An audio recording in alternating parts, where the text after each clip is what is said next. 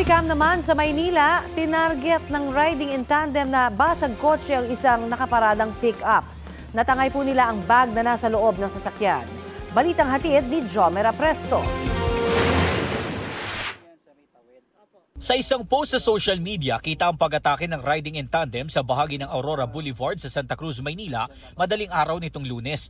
Hindi gaanong maaninag sa video pero ayon sa barangay, binasag ng isa sa mga salarin ang bintana ng isang pickup na nakaparada sa tapat ng isang hotel. Maya-maya, bitbit na ng lalaki ang isang bag at dali-daling umangkas sa isang motorsiklo.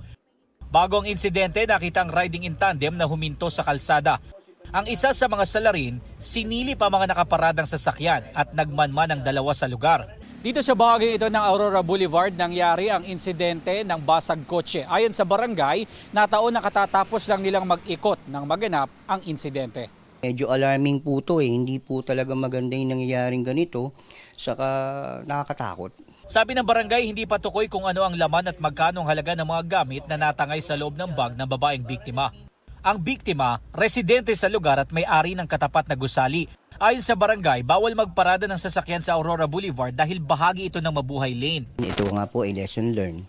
Kasi unang-una po talaga, park at your own risk. And wag na po kayo maglagay ng mga gamit na mahalaga doon sa loob ng sasakyan. Sinusubukan pa namin makuhanan ng pahayag ang biktima. Sabi naman ng barangay na ilapit na nila sa pulisya ang insidente. Patuloy ang kanilang backtracking para mahuli ang mga salarin.